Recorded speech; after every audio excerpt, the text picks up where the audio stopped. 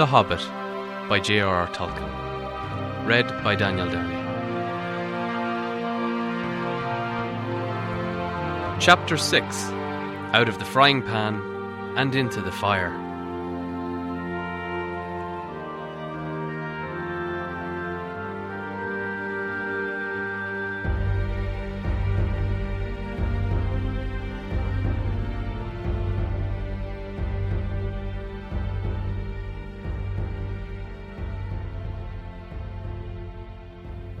Bilbo had escaped the goblins, but he did not know where he was. He had lost hood, cloak, food, pony, his buttons, and his friends. He wandered on and on till the sun began to sink westwards, behind the mountains. Their shadows fell across Bilbo's path, and he looked back. Then he looked forward and could see before him only ridges and slopes falling towards plains and lowlands, glimpsed occasionally between the trees. "Good heavens!" he exclaimed. "I seem to have got right to the other side of the misty mountains, right to the edge of the land beyond. Where and oh where can Gandalf and the dwarves have gotten to? I only hope to goodness that they are not still back there in the power of the goblins." He still wandered on, out of the little high valley, over its edge and down the slopes beyond, and all the while very uncomfortable thought was growing inside him. He wondered whether he ought to, now he had the magic ring, to go back into the horrible, horrible tunnels and look for his friends. He had just made up his mind that that was his duty, it was something he had to do, that he must turn back, and very miserable he felt about it, when suddenly he heard voices. He stopped and listened. It did not sound like goblins, so he crept forward carefully. He was in a stony path winding downwards with a rocky wall on the left hand. On the other side the ground sloped away, and there were dells below the level of the path, overhung with bushes and low trees. In one of these dells, under the bushes, people were talking.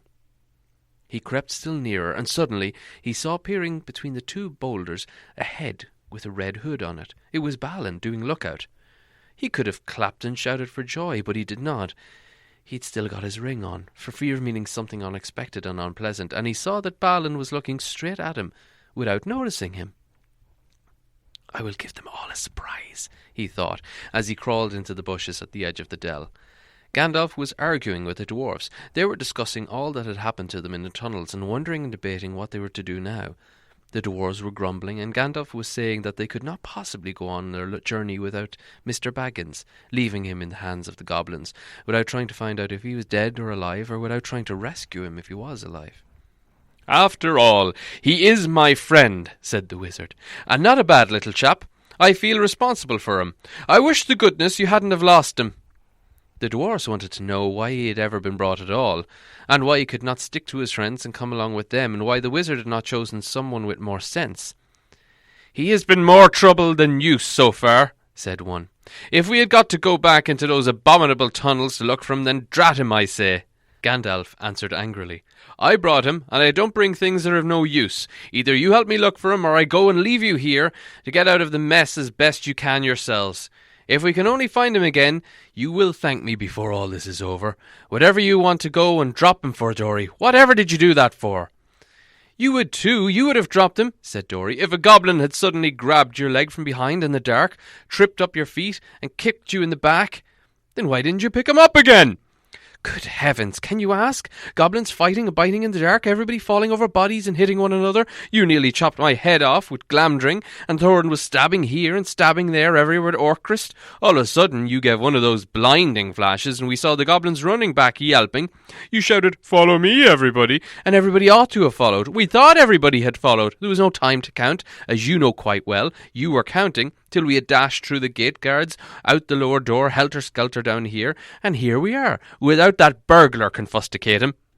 "And here's the burglar," said Bilbo, stepping down into the middle of them and slipping off the ring. Bless me, how they jumped. Then they shouted with surprise and delight. Gandalf was as astonished as any of them, but probably more pleased than all the others. He called to Balin and told him what he thought of a lookout man who let people walk straight into them like that without warning. It is a fact that Bilbo's reputation went up a very great deal with the dwarves after this. If they still had doubted that he was really a first-class burglar, in spite of Gandalf's words, they doubted it no longer. Balin was the most puzzled of all, but everyone said it was a very clever bit of work. Indeed, Bilbo was so pleased with their praise that he just chuckled inside and said nothing whatsoever about the ring, And when they asked him how he did it, he said, "Oh, just crept along, very carefully, quietly."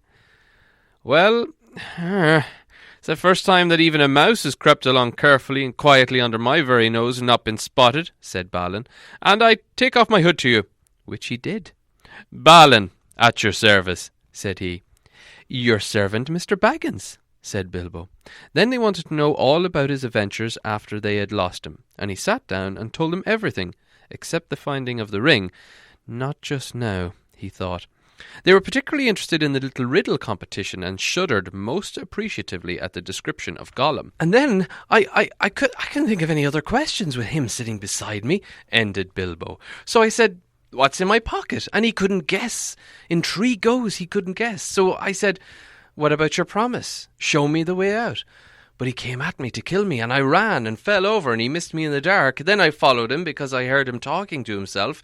He thought I really knew the way out, and so he was making for it. And then he sat down at the entrance, and I couldn't get by, so I jumped over him and escaped. And here I am. I ran down to the gate." What about the guards?" they asked. "Weren't there any?" Oh, yes, lots of them, lots. But I dodged them. I got stuck in the door, which was only open a crack, and lost lots of buttons," he said sadly, looking down at his torn clothes. "But I squeezed through all right, and here I am." The dwarves looked at him with quite new respect. When he talked about dodging guards, jumping over Gollum, and squeezing through as if it was not very difficult or very alarming. "What did I tell you?" said Gandalf, laughing. "Mr. Baggins has more about him than you guess." He gave Bilbo a queer look from under his bushy eyebrows as he said this, and the Hobbit wondered if he guessed at the part of his tale that he had left out. Then he had questions of his own to ask, for if Gandalf had explained it all by now to the dwarfs, Bilbo had not heard it. He wanted to know how the wizard had turned up again, and where they had all got to now. The wizard, to tell the truth, never minded explaining his cleverness more than once, so now he had told Bilbo that both he and Elrond had been well aware of the presence of an evil goblin and goblins in those parts, but their main gate used to come out on a different pass, one more easy to travel by, and so often that they caught people benighted and camped near their gates. Evidently people had given up going that way, and the goblins must have opened their new entrance at the top of the pass the dwarves had taken quite recently, because it had never been found to be unsafe up until now. "I must see if I can find out more or less a decent giant to block it up again," said Gandalf, "or soon there'll be no getting over the mountains at all." As soon as Gandalf had heard Bilbo's yell, he realised what had happened. In the flash which killed the goblins that were grabbing him, he had nipped inside the crack just as it snapped to. He followed after the drivers and prisoners right to the edge of the great hall, and there he sat down and worked up his best magic he could in the shadows. "A very ticklish business it was," he said. "Touch and go." But of course Gandalf had made a very special study of bewitchments with fire and lights. Even the Hobbit had never forgotten the magic fireworks at Old Took's Midsummer Eve parties, as you remember. The rest we all know, except that Gandalf knew all about the back door, as the goblins called the lower gate, where Bilbo lost his buttons. As a matter of fact, it was well known to anybody who was acquainted with those parts, especially the mountains, but it took a wizard to keep his head in the tunnels and guide them in the right direction. "Ah, yes. They made that gate ages ago," he said, "partly for a way of escape, if they needed one, partly as a way to get out in the lands beyond, where they still come in the dark and do great damage and mischief. They guard it always, and no one has ever managed to block it up. They will guard it doubly after this." He laughed. All the others laughed too. After all, they had lost a good deal, but they had killed the great goblin and a great many others besides, and they had all escaped alive, so they might be said to have been the best so far for it. But the wizard called them to their senses. "We must be getting on at once. Now we are a little rested," he said. "They'll be out after us in hundreds when the night comes on, and already shadows are lengthening. They can smell our footsteps for hours and hours after we've passed. We must be miles on before the dusk. There'll be a bit of moon if it keeps fine, and that is lucky. Not that we mind the moon much, but it will give us a little light to steer by." "Oh, yes," he said in answer to the more questions from the Hobbit. "You lose track of time inside goblin tunnels. Today's Thursday, and it was Monday night or Tuesday morning that we were captured. We have gone miles and miles and come out right through the heart of the mountains, and we are now on the other side. Quite a short cut we took. but we are not at the point at which our pass would have brought us. We are too far to the north and have got some awkward country ahead, and we're still pretty high up. Let's get on!" Oh no, I'm so dreadfully hungry," groaned Bilbo, who was suddenly aware that he had not had a meal since the night before last. Just think of that for a hobbit! His stomach felt all empty and loose and his legs all wobbly, now that the excitement was over. "Can't help it," said Gandalf, "unless you'd like to go back and ask the goblins nicely to let your ponies come back with you and your luggage." No, thank you," said Bilbo. "Very well, then. We must just tighten our belts and trudge on, or we should be made into supper ourselves, and that'd be much worse than having none ourselves." As they went on, Bilbo looked from side to side for something to eat, but the blackberries were still only in flower, and of course there were no nuts or even hawthorn berries. He nibbled a bit of sorrel, and he drank from a small mountain stream the best he could, and he ate 3 wild strawberries that he found on its bank.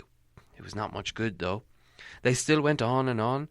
The rough path disappeared, the bushes and the long grasses between the boulders, the patches of rabbit-cropped turf, the thyme, the sage and the marjoram, the yellow rock roses all vanished, and they found themselves at the top of a wide, steep slope of fallen stones, the remains of a landslide. When they began to go down this, rubbish and small pebbles rolled away from their feet. Soon larger bits of split rock went scattering down and started other pieces below them, slithering and rolling. Then lumps of rocks were disturbed and bounced off, crashing down with a dust and a noise.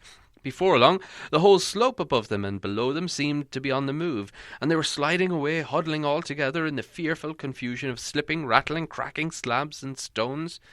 It was the trees at the bottom that saved them.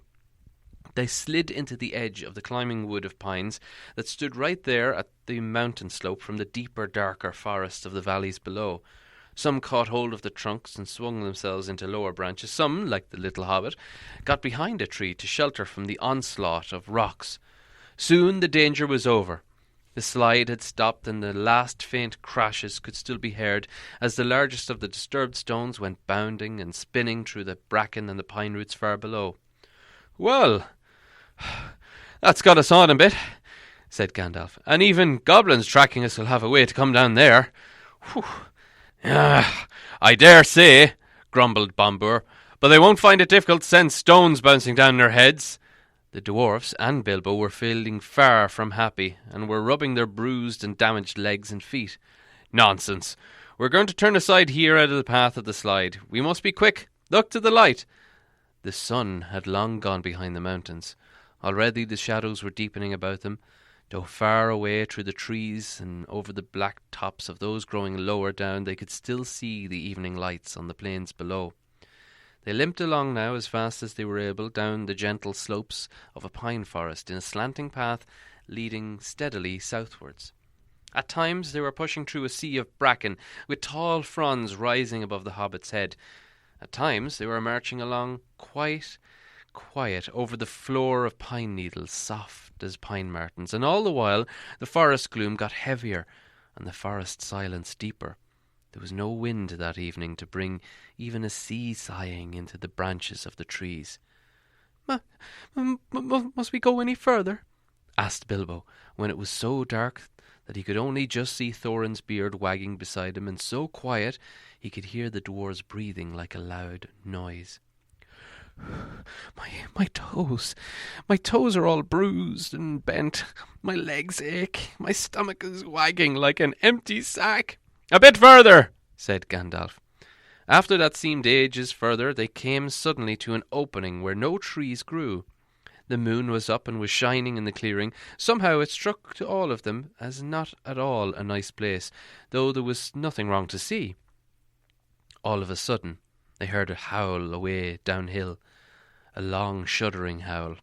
It was answered by another, away to the right, and a good deal nearer to them, then by another, not far to the left. It was wolves howling at the moon, wolves gathering together.